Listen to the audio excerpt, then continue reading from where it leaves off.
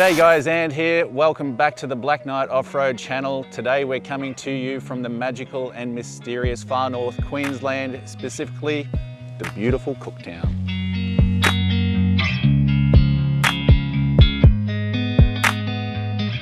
So for those of you who've been watching the channel on Instagram, you'll know that we've been facelifting the Black Knight. You can see it's in a black olive colour now as opposed to the old black. But we've never had both vehicles on a trip together. So we had a bit of time off and we've taken the opportunity to bring both vehicles to far north Queensland. After 2 long days of driving, we decided we needed somewhere to rest and regroup. It may come as no surprise to some of you that Cooktown takes its name from the explorer Captain James Cook, who was here in 1770. It turns out his boat, the Endeavour, needed repairs after running aground on some local reefs. He spent a few weeks here making repairs and whatnot and documenting his encounters with local people and also the native animals in the area.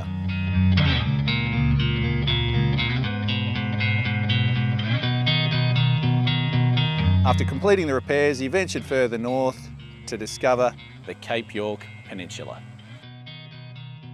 Cooktown was also the main port for getting gold out during the Palmer River Gold Rush years in the 1870s. Suffice to say, Cooktown is a beautiful little country town and has heaps of cool lookouts and vantage points to take in the incredible local scenery. Not only that, but if you're touring like us, it's a great place to stock up on supplies before heading further north. Even the most basic necessities are hard to find on the peninsula north of Cooktown.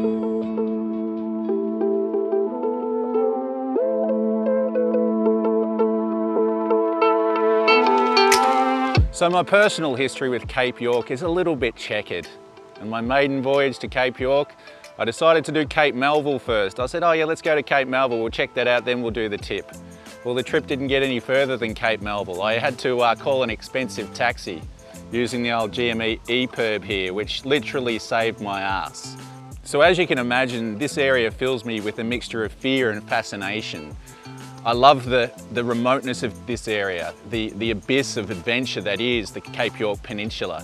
But on these tracks, with my history as well, there's trepidation. I'm a little bit nervous, I have to say, and I'll be taking this nice and slow this time around. So as you can imagine, there's a lot of planning that goes into a trip to Cape York, and obviously these are 2 well-equipped vehicles. But I don't want to let that put you off. If anything, I want us and this trip, this journey, these videos to inspire you to get out with whatever you have. If you've got recovery gear and a decent 4B that's well maintained, you're gonna make it.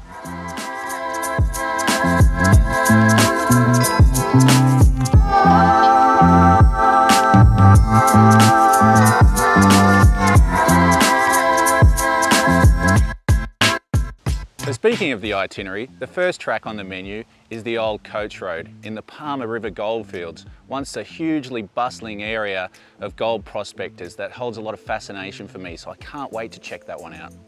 Now if we get through the old coach road successfully, the next one on the menu is Frenchman's Track. Now Frenchman's Track got its name from a geophysical survey company from France who came out here and they ploughed through that area and created that track looking for oil. So really interested to see what that track's all about. It carries a lot of significance in the 4-wheel drive community.